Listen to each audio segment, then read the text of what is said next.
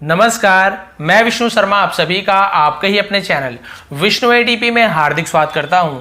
आज की स्टोरी जो ट्रांसलेशन करने वाला हूं, इसका स्क्रीनशॉट मैंने पहले ही टेलीग्राम में मैंने क्या कर दिया, वहाँ पे लिंक कर दिया था, मतलब वहाँ पे मैंने स्क्रीनशॉट प्रोवाइड करा दिया था, इसलिए ताकि आप वहाँ पे ट्रांसलेशन करके देख सकें आज की स्टोरी जो मैं ट्रांसलेट करने वाला हूँ।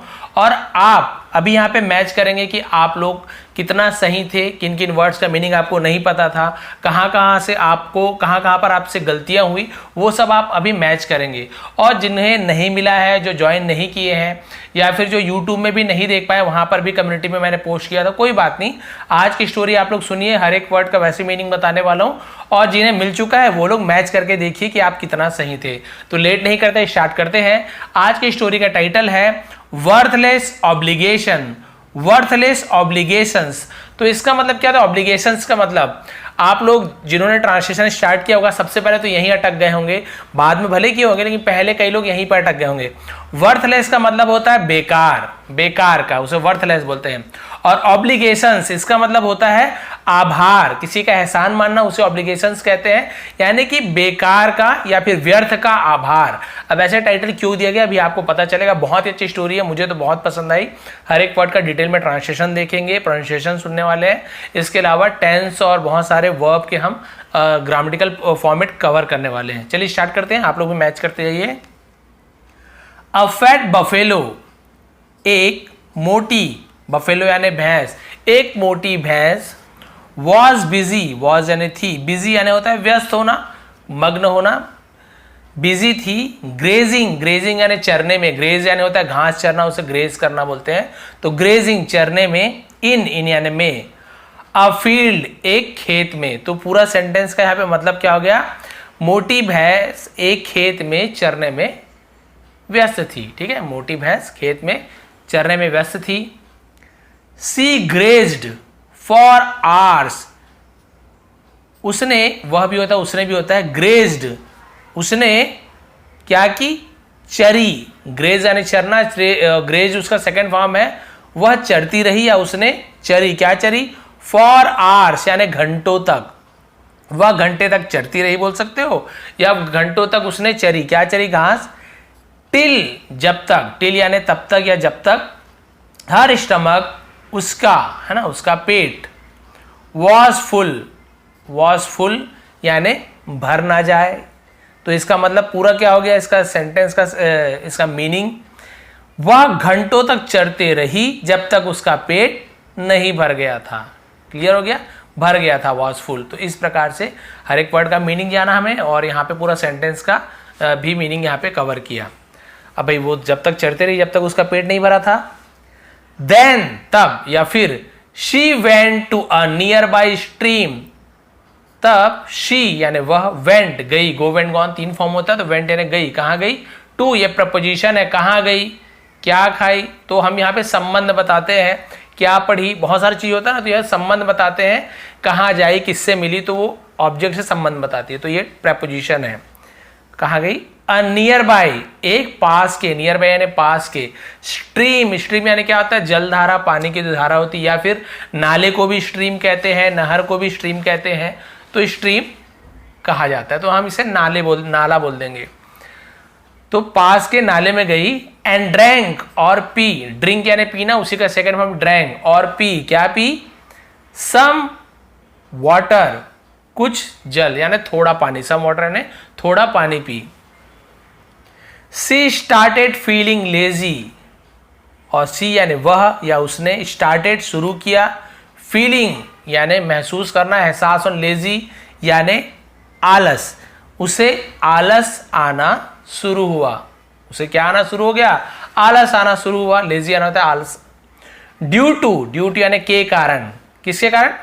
A full stomach, a full stomach यानी पेट भरे होने के कारण। भाई आप कभी भी खाते हो पेट भर के तो आपको भी नींद आती है ना, आलस आती, वैसे ही पेट भरे होने के कारण उसे नींद आने लगी, आलस आने लगी। अब क्या हो उसके बाद? यहां तक आप लोग देखिए कितना सही है, आपका कितना गलत है। सो इसलिए, द बफेलो भैंस ने, थॉट सोचा, थिंक यानी सोचना, थॉट यानी सोचा, ऑफ टेकिंग यानी लेने का, टेक यानी लेना, टेकिंग यानी लेने का, अनैप यानी एक झपकी। नैप यानी क्या होती है? झपकी। थोड़ी देर के लिए सोने को हम झपकी बोलते हैं। तो झपकी लेने की सोची कि चलो इतना थक गई हूं, थोड़ा झपकी लिया जाए। शी वेंट, वह गई।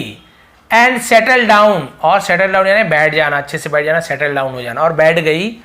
अंडर यानी नीचे। अ शेडी, एक छायादार, है ना, शेडो होता है ना, उसी से छाया, परछाई। शेडी यानी छायादार। पीपल ट्री, पीपल के पेड़ के नीचे, पेड़ के नीचे जाके, छायादार पेड़ के नीचे, पीपल के पेड़ के नीचे बैठ गई। सून, जल्दी ही। The buffalo was dozing, the buffalo भैंस, वॉज डोजिंग, ये वॉज के साथ एनजी फॉर्म, तो रहा था, रही थी।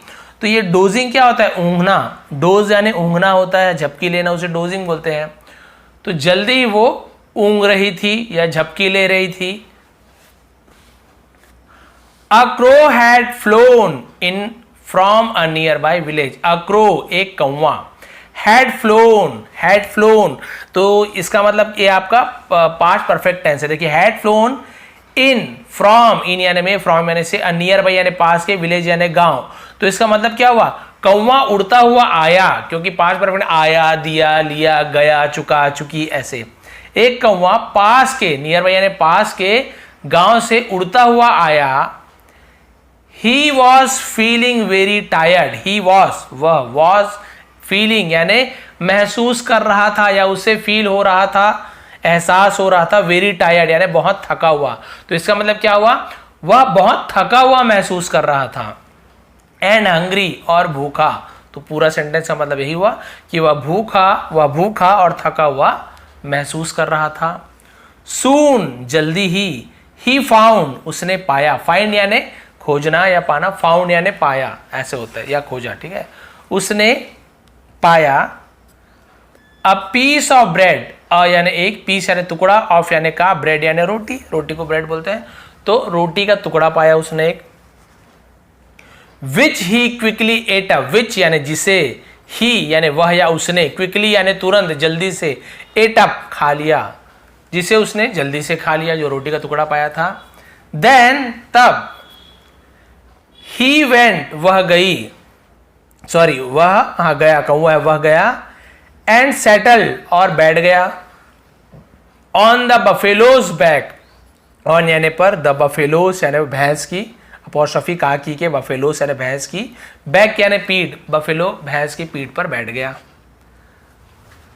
The crow set and rested on the buffaloes back, the crow कौवा, सेट बैठा, एंड रेस्टेड आराम किया, रेस्ट यानी आराम करना, उसी का सेकंड फॉर्म है रेस्टेड, आराम किया, ऑन यानी पर, द बफेलोज बैक भैंस की पीठ पर आराम किया। For a few hours, for के लिए, अ फ्यू आवर्स यानी कुछ घंटों के लिए, यानी कुछ घंटों तक उसने आराम किया उसकी पीठ पर बैठकर। देन, फिर या तब, फिर हो जाएगा। The buffalo woke up, the buffalo woke up, woke up यानी क्या होता है? जाग गई। वेकअप यानी जागना, उसी का सेकंड फॉर्म वोकअप, वो भैंस जाग गई। The crow flew down, the crow कौवा, फ्ल्यू डाउन यानी उड़कर नीचे आया। इन फ्रंट यानी सामने, इन फ्रंट यानी होता है सामने। ऑफ द बफेलो, बफेलो के सामने, भैंस के सामने उड़कर आया और बैठ गई। एंड सेड, और कहा। मैडम, अब ये शी है, मैडम भैंस, मैडम आई हैव, ये देखिए शॉर्ट में लिखा हुआ आई, वैसे लिखा आई हैव होता है। I have been resting, I have been resting on your back for hours. अब यहाँ पे दो तीन चीजें देखने वाली बात है। यहाँ पे शॉर्ट में लिखा हुआ है, एक्चुअल में आई के बाद ऐसे HAVE हैव, ठीक है। अब हैव लिखा हुआ है, बीन भी लिखा हुआ है, हैव बीन, ING फॉर्म भी है, इसके अलावा फॉर का भी यूज हुआ है। तो आपको एक किस चीज का याद दिला रहा है कि कौन सा टेंस है। अब जिन्हें नहीं पता है उनका तो खैर ठीक है, उन्हें तो खैर कोई प्रॉब्लम नहीं है, मतलब उन्हें समझ नहीं आ रहा होगा कि टेंस में कौन सा फॉर्म है। लेकिन आपको बताना चाहूंगा, जहां पे हैव, ठीक है, हैव के साथ आपको, हैव बीन के साथ ING फॉर्म मिलता है, और फॉर या फिर सिंस का यूज हुआ रहता है, वो आपको होता है present perfect continuous tense, present perfect continuous tense, have been या हैज बीन। तो इसका मतलब क्या होता है? इसका मतलब होता है कि मैं आराम कर रही थी। बोलेगा सर हैव है तो चुका चुकी क्यों नहीं आ रहा है? क्योंकि ING फॉर्म लगा है तो प्रेजेंट कंटिन्यूअस टेंस दोनों मिक्स रहता है। आराम कर रही थी, ऑन योर बैक, आपके पीठ पर, आपकी पीठ पर, फॉर आवर्स यानी घंटों तक। अब यहाँ पे देखिए फॉर का यूज क्यों किया गया है, कितने घंटे तक, यानी कि कितने बजे से कितने बजे तक, कितने दिन तक, कितने महीने, उस महीने का नाम, दिन का नाम क्लियर नहीं है ना, बस घंटों तक तो क्लियर नहीं है क्या घंटे, तो हम फॉर का यूज करते हैं। यहीं पे रहता है कि 2 बजे से 3 बजे से, तो हम सिंस का यूज करते हैं। टाइम फिक्स हो तो सिंस का यूज करते हैं, नहीं तो फॉर का यूज करते हैं। तो ये क्या बोल रही है मैडम, वही श्रीमती ऐसे बोल देते ना, महोदया ऐसे, कि मैं आपके पीठ पर घंटों तक आराम कर रही थी।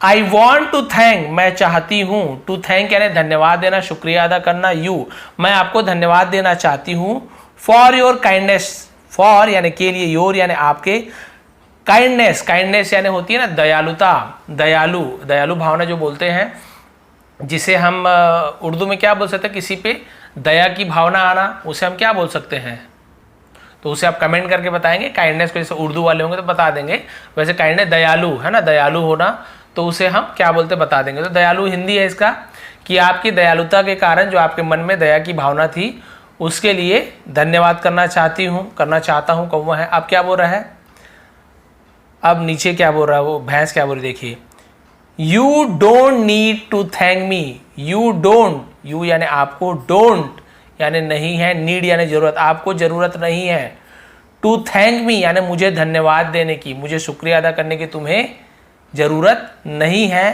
एज, एज यानी जैसे या फिर क्योंकि, आई नेवर इवन फेल्ट, मैंने कभी भी, ये मुझे कभी भी ये एहसास नहीं हुआ, आई यानी मैं भी होता है, मुझे भी होता है, मुझे नेवर इवन यानी कभी भी नहीं या बिल्कुल भी नहीं, फेल्ट यानी एहसास हुआ, योर वेट यानी तुम्हारे वजन का, मुझे तुम्हारे वजन का बिल्कुल भी एहसास नहीं हुआ, महसूस नहीं हुआ तुम्हारा वजन।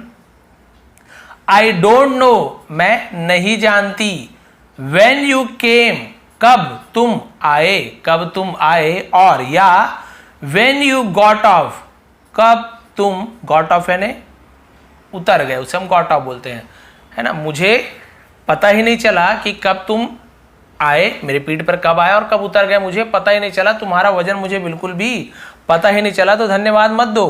Do not B obliged, do not B obliged यानी आभारी मत बनो, आभार व्यक्त मत करो किसी को। फॉर थिंग्स यानी चीजों के लिए, और या इवेंट्स या कुछ घटनाओं के लिए, इवेंट यानी तो कुछ घटना या कुछ बात, कुछ कारण, उसे हम इवेंट कहते हैं, वाकया जिसे कहते हैं। विच जो, do not matter much, do not matter, do not यानी नहीं करता है, मैटर यानी होता है मैटर मतलब क्या बोल सकते हैं, मायने, है ना, जो मायने नहीं, मच यानी ज्यादा। तो पूरा सेंटेंस का मतलब क्या हुआ, do not be oblige for thing और इवेंट यानी किसी भी चीज या किसी भी वाक्या के लिए आप आभारी मत हो जिसका कोई खास मायने नहीं होता, जो ज्यादा मायने नहीं रखता। कई लोग जैसे अब ये बोल, इतना बड़ा भैंस है, कौवा बैठा, उसको कुछ फर्क ही नहीं पड़ा, तो भाई भैंस ने तो कोई बहुत बड़ा काम किया नहीं है, वो चुपचाप बैठा था, लेकिन कौवा जबरदस्ती उसको बहुत ज्यादा धन्यवाद, शुक्रिया बोला, आपका धन्यवाद, बैठने दिया। ये बोला नहीं, मुझे तो पता ही नहीं चला, तुम कब आए, कब बैठे, कब उड़ गए, मुझे कुछ भी समझ नहीं आया। तो जिस चीज का बहुत ज्यादा कोई खास मतलब नहीं है उसके लिए आपको जबरदस्ती एहसानमंद नहीं होना चाहिए। छोटी छोटी चीज के लिए एहसान मत होइए किसी का। हाँ, धन्यवाद शुक्रिया बोलना अच्छी चीज है, लेकिन जहां पे जरूरी हो, हर बात में, थोड़ी थोड़ी बात में एहसान मानना भी बेकार है। ये भैंस ने इस कौवे से कहा। विथ दीज वर्ड यानी विथ यानी साथ में, दीज वर्ड यानी इन शब्दों के साथ, द बफेलो गॉट अप, भैंस उड़ गई, ऐसे बोलकर भैंस उड़ गई, एंड वेंट अवे और वहां से चली गई, और वहां से चली गई। द क्रो लर्न, कौवे ने सीखी, लर्न यानी सीखना, लर्न टी लगा सेकंड फॉर्म, कौवे ने सीखी। अ गुड लेसन यानी अच्छी सबक, फॉर लाइफ जीवन के लिए एक बहुत ही अच्छा सबक सीखा, अच्छी पाठ सीखा उसने अपने जीवन के लिए, कि कभी भी छोटी छोटी चीज़ों के लिए हमें किसी का एहसानमंद या आभारी नहीं होना चाहिए। उन्हें ये नहीं बोलना चाहिए कि भाई मैंने, आपने थोड़ा सा, अब कोई जा रहा है थोड़ा सा साइड दे दिया हल्का सा, अब हर चीज़ के लिए आप बोलते रहोगे अरे धन्यवाद आपने बहुत अच्छा किया एकदम, वो भी बोलेगा ये क्या कर रहा है। यानी कि जिसका कोई खास मतलब नहीं है, हाँ भाई बहुत आपके लिए हेल्प किया है, कुछ अच्छी बात है, तो फिर आप धन्यवाद दीजिए, शुक्रिया अदा कीजिए, वो ठीक है। लेकिन बहुत छोटी छोटी बातें जो कोई खास मायने नहीं रखती, उसके लिए आपको किसी का आभार मानना, किसी का एहसान मानना वर्थलेस है, बेकार है, वर्थलेस ऑब्लिगेशन। इसीलिए इसका टाइटल दिया गया है व्यर्थ का आभार या व्यर्थ का एहसानमंद होना। तो बताएंगे आज की स्टोरी आपको कैसे लगी। यदि थोड़ी भी पसंद आई हो, और आप लोग ये भी बताइए नीचे कमेंट करके कि आपका 2-4 लाइन सही था कि 2-4 लाइन गलत था, या पूरा ही गलत हो गया, या कुछ भी नहीं समझ आया था इससे पहले और अब समझ आया कि नहीं। जो भी आप कमेंट करना चाहते हैं नीचे कमेंट आप लोग जरूर कीजिएगा, और ये बताएंगे आप कि आपको आज की स्टोरी कैसे लगी। थोड़ी पसंद आई तो प्लीज़ लाइक करेंगे, शेयर करेंगे, और इसका स्क्रीनशॉट तो वैसे भी मैंने पहले ही भेज दिया आज, ताकि आप लोग मैच कर सके। तो इसका लिंक भी आपको टेलीग्राम का लिंक नीचे डिस्क्रिप्शन में दिया हुआ हूँ, वहाँ पे आप लोग जाके ज्वाइन कर लीजिए। नहीं तो टेलीग्राम में जाके विष्णु ATP सर्च करके पेज में ज्वाइन कर लीजिए, वहाँ आपको इसका मिल जाएगा। और अब फिर आप लोग एक बार ट्रांसलेट करके देखिए, मैंने बताया ना उस वक्त फिर करके देखिए आप लोग अब कर पा रहे हैं कि नहीं, कितनी गलतियाँ हो रही हैं। फिर नीचे कमेंट करके बताएं तो मैं भी जानूँ कुछ सिखा रहा हूँ, कुछ समझ आ रहा है कि नहीं आ रहा है। तो आप सभी का बहुत बहुत धन्यवाद। आपका दिन शुभ रहे।